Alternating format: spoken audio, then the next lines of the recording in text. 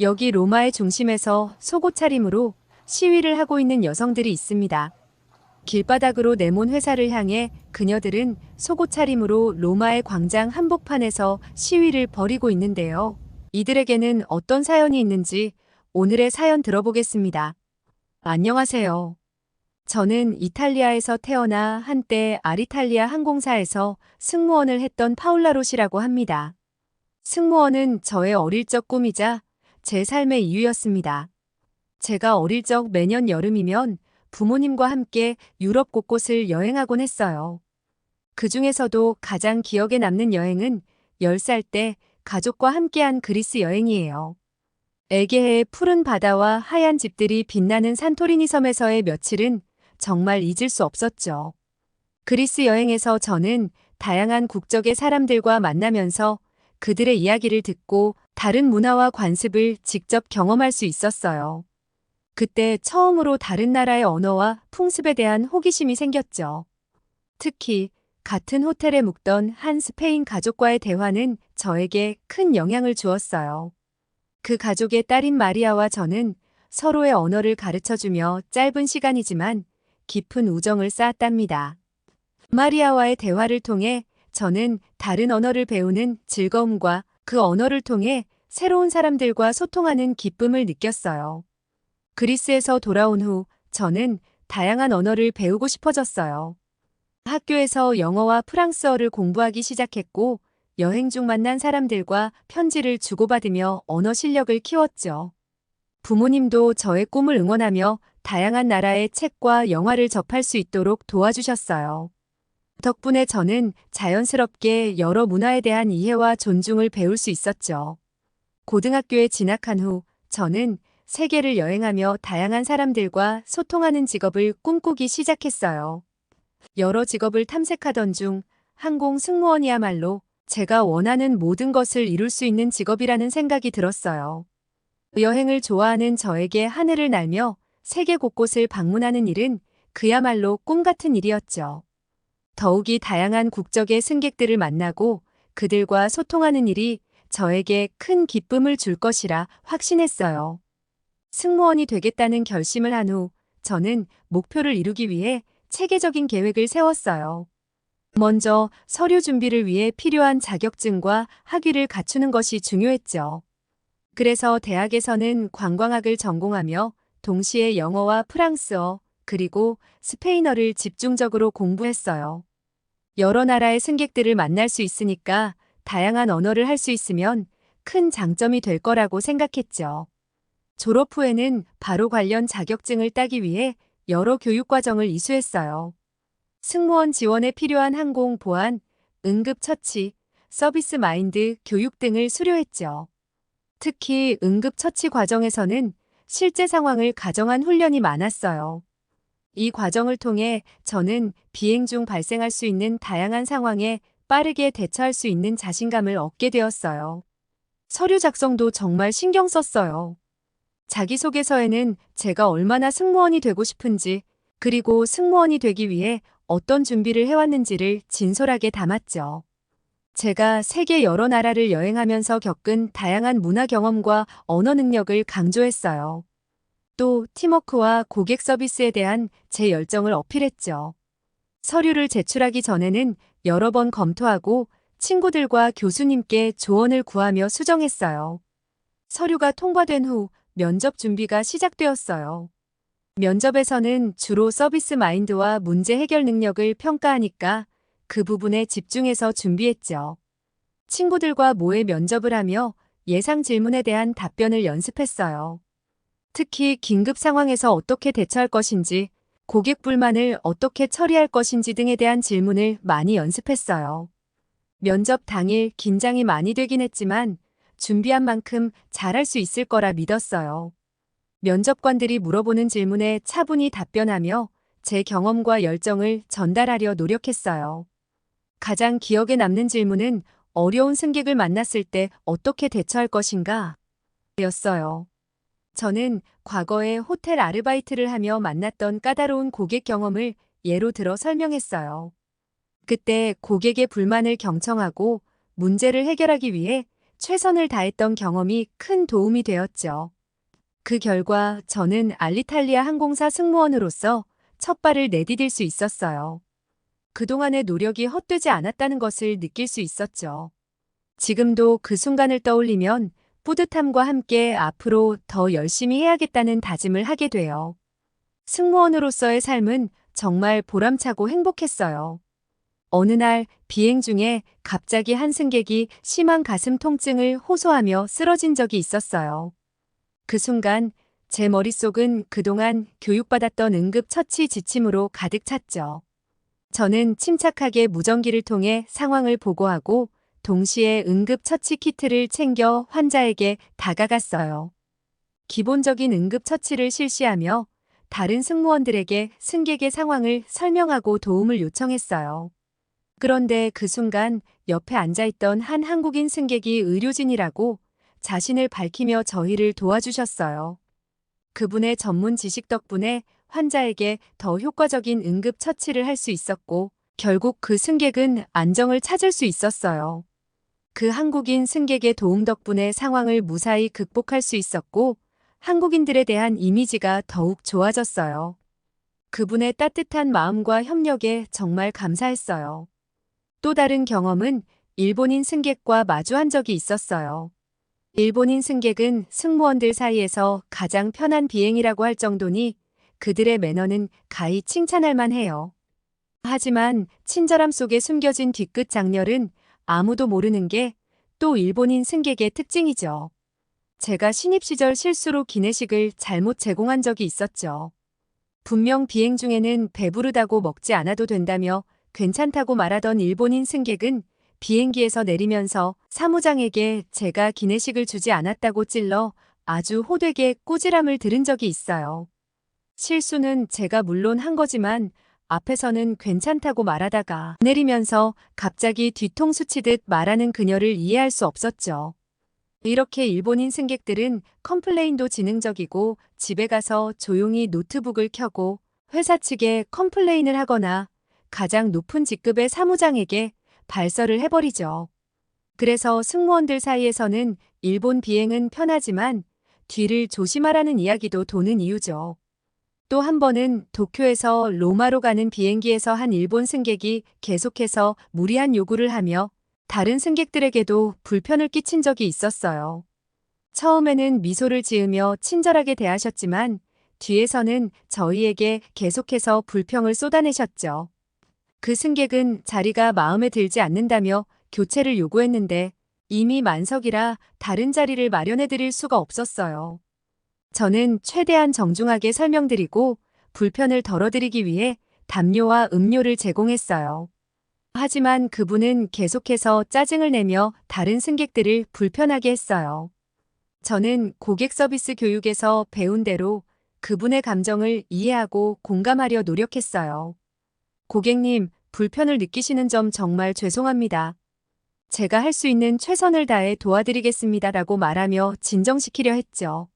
하지만 그 승객은 표면적으로는 괜찮다고 하시면서도 나중에 알게 된 바로는 회사 홈페이지에 길게 불만 글을 올리셨더라고요. 그 글이 퍼지면서 회사에 큰 곤란을 초래했고 저희 팀은 그 문제를 해결하기 위해 많은 노력을 기울여야 했어요. 직접적으로 큰 소리를 치지 않으셨지만 뒤에서 그런 방식으로 불만을 표출하신 것이 오히려 더 힘들게 했어요. 이런 경험을 통해 저는 아시아 승객과 그들의 문화에 대한 구분을 간접적으로나마 할 수 있는 계기가 되었어요. 그렇게 알리탈리아 항공에서 일하면서 희노애락을 느끼며 비행을 하던 날 청천벽력 같은 일이 일어나고 말았어요. 회사의 부채 문제로 인해 대규모 구조조정이 일어난다는 것이었습니다. 알리탈리아 항공사는 이탈리아 최대의 항공사로 교황님이 해외 순방을 떠날 때 이용하는 항공사로도 유명해요. 부모님은 이런 항공사에 다니는 저를 정말 자랑스러워 하셨는데 회사의 위기로 제 인생에도 위기가 찾아오고 만 것이었어요. 코로나 팬데믹 때는 모든 항공사가 힘든 건 알고 있었던 사실이에요. 그래서 그 시기에는 무급으로 일을 쉬거나 하는 일이 주변 국가 승무원들 사이에서도 빈번한 일이었죠. 그런데 알리탈리아 항공사의 경영난은 팬데믹의 문제만은 아니었었어요. 제가 입사 후 얼마 안 되어 알게 된 사실인데 1946년 이후로 1998년을 제외하고는 모두 적자를 기록했고 회사의 재정 상황이 좋지 못했던 상황에서 정부의 지원을 받으며 버티고 있었던 것이었습니다. 이탈리아 정부가 알리탈리아 항공 지분의 51%를 가지고 있었기에 도와줄 수밖에 없었고 이러한 상황에서 코로나 팬데믹까지 터지니 알리탈리아 항공 재정은 그야말로 최악으로 치닫고 있었던 것이었죠. 그런데 이때 아랍에미리트의 에티하드 항공에서 인수를 하겠다고 나섰고 알리탈리아 승무원들은 긴장할 수밖에 없었어요. 인수합병이 돼버리면 이탈리아 승무원들의 대부분은 갈 곳을 잃을 게 불보듯 뻔하기 때문이었죠. 그렇게 칼바람이 불지 않을까 떨고 있을 때 독일의 루프트한자에서 이를 극렬히 반대하고 나섰어요. 지금도 중동의 에미레이트와 카타르 항공 등의 승객을 빼앗기고 있는 상황에서 알리탈리아 항공을 에티하드에서 인수하면 중동과 유럽을 잇는 셔틀 비행기로 전락할 것이고 이탈리아는 미국이나 아시아로 가는 경유지로 이용될 것이라는 우려 때문이었어요. 이후 에티하드 항공이 알리탈리아 항공의 지분 나머지 49%를 사들이기도 했으나 그 이후에도 경영난이 지속되어 파산 신청까지 가게 되면서 결국 에티하드 항공도 알리탈리아 항공에 대한 손을 놔버렸고 결국 이탈리아 정부에서 알리탈리아 항공의 국영화를 선언하고 나섰습니다. 이탈리아 정부는 1억 400만 달러를 투입해 알리탈리아를 대체할 새로운 국영 항공사인 이타항공을 설립하였습니다. 우리 승무원들은 나라에서 국영화된 것이 정말 잘된 일이라며 환호를 외쳤고 더 이상 고용에 대한 불안감으로 떨지 않아도 된다는 믿음을 갖고 있었어요. 그런데 상황은 우리가 생각하는 대로 흘러가지 않았고 기쁨도 잠시 국영화된 알리탈리아 항공사에서 구조조정의 칼을 빼들고야 말았어요. 알리탈리아 직원이 10,000명이 넘는데 그중에서 오직 2,800명만이 이타항공에 재고용되었고 그나마도 임금이 삭감된 상태로 전환되고 말았어요. 우리 직원들은 말도 안 된다며 억울해하며 현실을 받아들일 수 없었고 목소리를 높이자는 움직임이 있었어요. 저도 평생 승무원의 꿈을 키우며 알리탈리아 항공에 몸담고 있었는데 이대로 포기할 수는 없었어요. 그런데 그때 제 동기인 클라라는 저에게 이럴 시간에 빨리 다른 항공사로의 이직을 준비하자고 말을 하였어요. 시위를 하거나 목소리를 높인다고 한들 정부에서도 돈이 없으니 우리의 고용을 책임져 주지 못할 뿐더러 그 사이에 이직할 수 있는 여러 항공사의 빈자리를 금세 채워질 거라는 것이었죠. 저는 물론 그녀의 말도 일리가 있다고 생각했지만 그래도 저는 알리탈리아를 포기할 수 없었고 다른 직원들을 따라 억울함이라도 풀고자 목소리를 높여야겠다고 그녀에게 말했어요. 클라라는 제 뜻이 정그렇다면 어쩔 수 없다며 저의 뜻을 지지해 주었고 그렇게 우리는 다른 방향으로 가게 되었답니다. 드디어 우리 승무원들은 로마의 중심에서 목소리를 높이기로 의견이 모아졌고 시위를 위해 캄피돌리오 광장에 집결했어요. 우리는 알리탈리아를 상징하는 유니폼을 입고 시위를 시작하였고 절박함과 억울함을 보여주기 위해 유니폼을 하나씩 벗어던지기 시작했고 하이힐까지 모조리 벗은 채 속옷 차림으로 광장 한복판에 서 있었습니다. 알리탈리아라는 구호를 외치며 상징적인 시위를 이어갔고 이 시위는 CNN 방송사에도 보도되며 세계적으로 큰 반향을 일으켰어요. 하지만 이타항공 회장 알타빌라는 국가적인 수치라며 저희에게 원색적인 비난을 멈추지 않았고 결국 시위 참가자 중 50명만이 재고용되었고 그것도 형편없는 조건으로 이타항공의 근무 조건에 도장을 찍을 수밖에 없었습니다. 우리는 시위에도 달라진 것이 없었으며 저는 결국 해고되어 우울한 날들을 보내고 있었어요. 그러던 어느 날 저와 함께 시위에 참여하지 않았던 클라라에게 연락이 왔고 놀랍게도 그녀는 한국의 항공사에 재취업했다는 이야기를 들었어요. 저는 동기의 소식을 듣자마자 시위에 참여하지 말고 그녀와 함께 이직 준비나 할 걸 후회가 밀려들어왔어요. 저는 결국 그녀의 말대로 얻는 것 없이 실업자로 종지부를 찍었고 이미 이직에 성공한 다른 승무원들 덕분에 더 이상 유럽이나 중동 쪽 항공사는 들어갈 자리가 별로 없는 상태였어요. 그런데 저는 클라라가 왜 인근 유럽 국가들의 항공사에 들어가지 않고 굳이 머나먼 아시아의 한국 항공사로 취업을 했는지 궁금했어요. 그래서 클라라에게 왜 먼 곳까지 갔냐고 물었더니 그녀는 뜻밖의 대답을 하더라고요. 클라라는 어릴 적부터 패션과 예술, 유행에 대한 민감도가 높아 승무원을 하면서도 패션 센스와 화장하는 게 정말 예쁘고 남달랐어요. 알고 보니 그녀는 로마 대학교에서 패션학을 전공 후 여행이 좋아 승무원이 된 거였더라고요. 그녀는 늘 화장이 맑고 투명하고 한 듯 안 한 듯 과하지 않게 잘 됐어서 주변 동기들에게도 그녀의 화장법은 늘 관심 대상이었어요. 알고 보니 한국 화장품과 한국의 뷰티 유튜브를 즐겨보며 한국의 아이돌 화장법을 따라한 것이었고, 그녀는 자연스럽게 K-뷰티와 K-패션 등 다양하게 한국을 배우고 있었더라고요. 그러던 어느 날 저녁, 클라라는 실직 후 한국 드라마를 보며 휴식을 취하고 있었다고 해요. 드라마 속 서울의 화려한 도시 풍경과 따뜻한 사람들, 다양한 음식들에 매료되었고 문득 한국에서 살면 어떨까라는 생각을 하게 되었다고 했어요. 그때 인스타그램에서 한국 항공사의 외국인 승무원 채용 광고를 보게 되었고 처음엔 스팸인가 의심했다가 연동돼 들어가 보니 진짜 채용 공고였던 거였죠. 한국의 항공사인 대한항공은 팬데믹으로 초반에는 힘들었지만 코로나19로 놀고 있는 여객기를 화물기로 활용해 10년 만에 처음으로 매출이 사상 최대를 돌파하는 성과를 거두었다고 했죠. 이는 글로벌 항공업계가 코로나19로 직격탄을 맞은 가운데 흑자를 낸 유일한 항공사였고 알이탈리아 상황과 너무 대조되는 항공사의 실적에 그녀는 깜짝 놀랐다고 했어요. 저도 그녀의 이야기를 듣고 코로나 상황에서 흑자를 낸 항공사가 지구에 있었다니 믿을 수가 없었어요. 그렇게 그녀는 한국에 대해 알아보니 코로나 방역에 대해서도 K방역이라고 불리울 만큼 철저하게 관리하게 하였고 그 결과 해외에 있는 한인들은 돌아갈 곳이 있는 안전한 고국이 있다는 것만으로도 세계인들의 부러움을 샀어요. 이런 여러 가지 이유들로 그녀는 한국 항공사 채용 공고를 보고 재취업을 하기 위해 적극적으로 노력을 많이 했다고 해요. 한국 항공사 승무원의 이미지를 쫓아가기 위해 환한 톤의 화장과 미소를 위해 노력했고 영어 실력은 크게 문제되진 않지만 낮은 점수라도 공인된 영어 점수가 있는 게 서류 통과하고 면접을 볼 때 도움이 돼 영어 시험 인증 점수도 따놓았다고 했어요.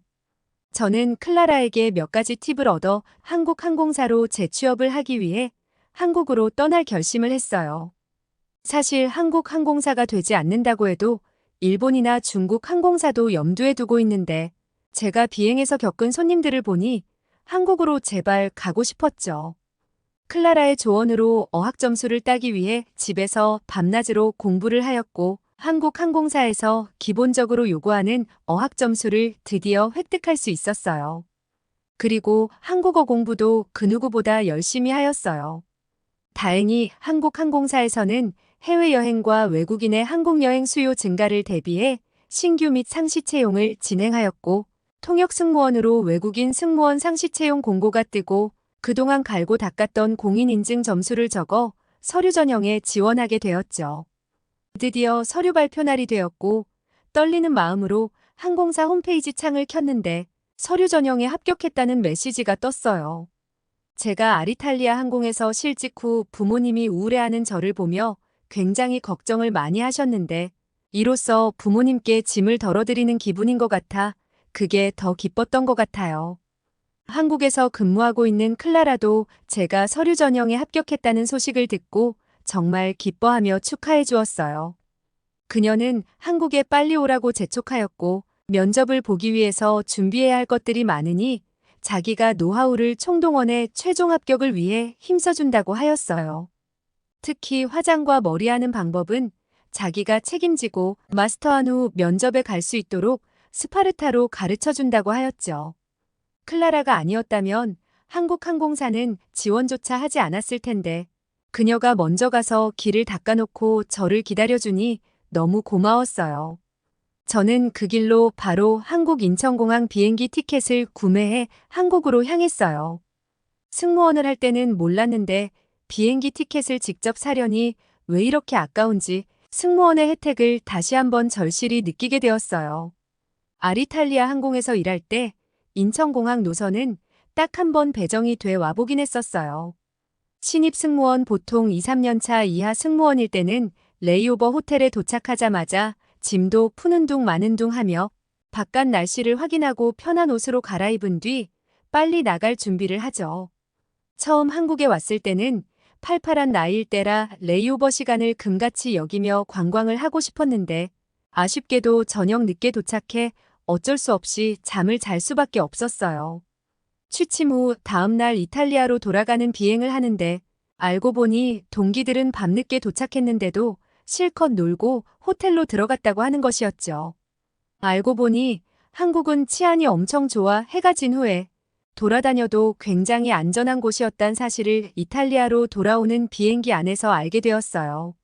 좋은 것 있으면 좀 알려주지 자기들끼리만 즐겼다니 내심 서운한 마음이 들었고 다음에 한국에 오면 꼭 밤 문화를 즐겨보자 다짐했어요.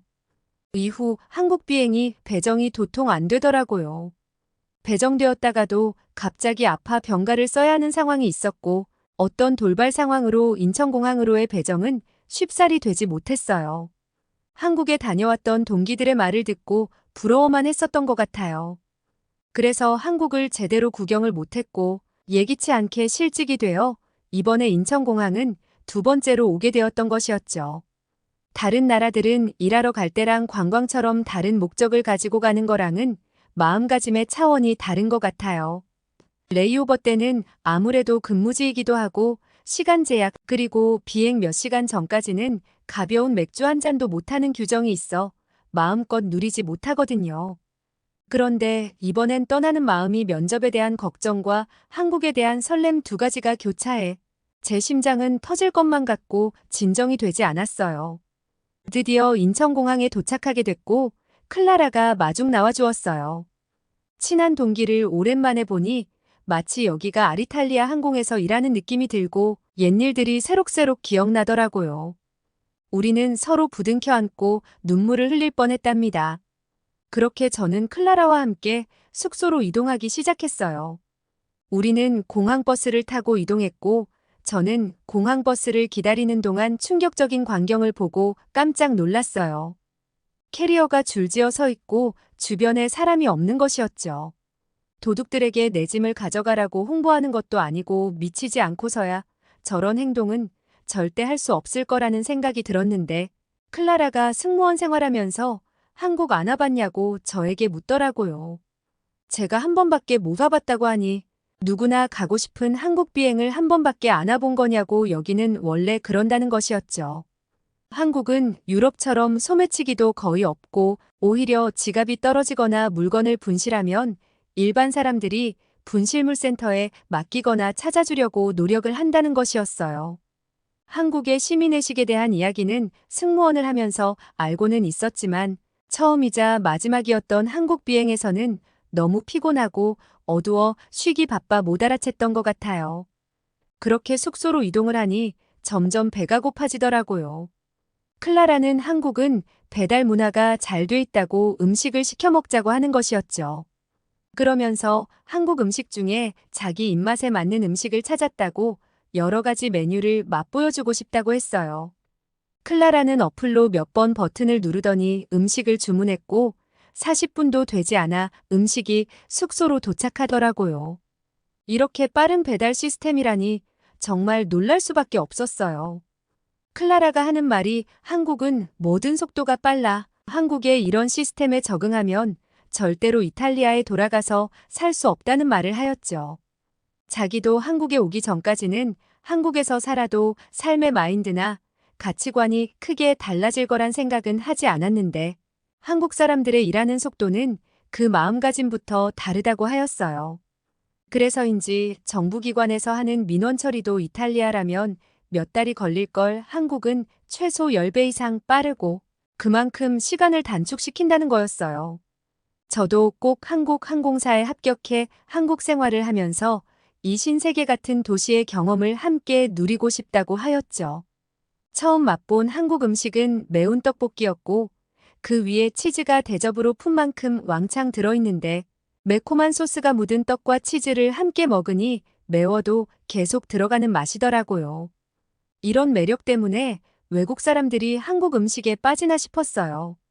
클라라는 다만 이걸 먹으면 다음날 너의 얼굴은 보거가 될 수 있다고 아직 면접까지는 시간이 남았으니 한국에 온 첫날 먹고 싶은 것을 먹고 맑은 피부와 몸매를 위해 면접 2주 전부터는 관리를 해야 한다고 하였죠. 저는 그날 이후 클라라가 너무 밉기 시작해졌어요. 왜냐고요? 한국에 도착하자마자 맛있는 음식을 잔뜩 먹여놓고 참아야 하는 고통을 주었으니까요. 아예 맛을 모르면 몰랐지 맛있는 거 좋은 거 다 경험시켜놓고 참으라고 하니 그런 그녀가 야속했어요. 클라라가 출근해서 나가 있는 동안 저는 그녀가 소개시켜준 학원에 다니며 연습을 하였고 그녀가 퇴근하면 화장법과 머리하는 방법을 차근차근 배웠어요. 그리고 한국의 올리브영에서 팩을 잔뜩 사서 매일 1일 1팩을 하니 피부가 점점 맑고 투명해지는 게 느껴졌어요. 이게 K-뷰티의 위력인가 다른 사람들이 열광하는 이유를 알았다니까요. 드디어 면접날이 되었고 저는 떨리는 마음으로 면접을 진행했어요. 저 말고도 다른 외국인 지원자들도 함께 면접을 보았는데 클라라 덕분에 현장에서도 제가 면접을 잘 보았다는 게 느껴졌어요. 한국에서는 압박 면접이라는 게 있다던데 그것도 한국에 있는 학원에서 많이 연습했던 터라 처음에는 질문이 당황스러웠지만 침착하게 대답할 수 있었죠. 면접이 끝난 후 저는 결과를 기다리는 동안 클라라와 한국 관광을 하며 그 시간을 실컷 즐겼어요. 한밤중에도 꺼지지 않는 네온사인과 안전한 거리, 24시간 동안 언제나 이용할 수 있는 편의점 등 한국의 매력에 푹 빠져 관광을 할수록 한국에서 살고 싶다는 열망이 커졌던 것 같아요. 드디어 면접 발표일이 되었고 저는 떨리는 마음으로 스마트폰으로 항공사 홈페이지에 접속해 결과를 확인했어요. 눈을 질끈 감고 클릭을 누른 후 결과를 보는 순간 저는 심장이 쿵 내려앉고 말았어요. 그렇게 열망하던 합격 메시지가 떠 있었기 때문이었죠. 클라라와 저는 서로 부둥켜 안고 너무너무 행복해했어요. 이 소식을 바로 이탈리아에 계신 부모님께 알렸고 부모님도 굉장히 기뻐하시며 축하해 주셨죠. 오히려 알이탈리아에서의 위기가 저에겐 새로운 기회가 되어 이전과는 다른 삶을 살게 된 것이었죠. 이타항공보다 조건도 훨씬 좋고 이탈리아보다 살기 좋은 나라에 취업을 하게 되니 죽으란 법은 없구나 다시 한번 느꼈어요. 이후 저는 이탈리아에 짐을 챙기기 위해 다시 다녀왔고 지금은 수습기간을 마친 후 정식 크루가 돼 한국에서 살고 있답니다. 앞으로 한국에 정착해서 살고 싶은데 괜찮은 한국 남자 만나려면 어디로 가야 하는지 꿀팁 좀 알려주세요. 오늘은 이탈리아에서 온 파울라로 씨의 사연을 들어보았는데요. 그녀의 바램대로 한국에서 멋진 남자를 만나 이곳에 정착해서 잘 살았으면 좋겠네요. 오늘의 사연이 마음에 들었다면 구독과 좋아요 눌러주세요. 이상 감동 카페인이었습니다.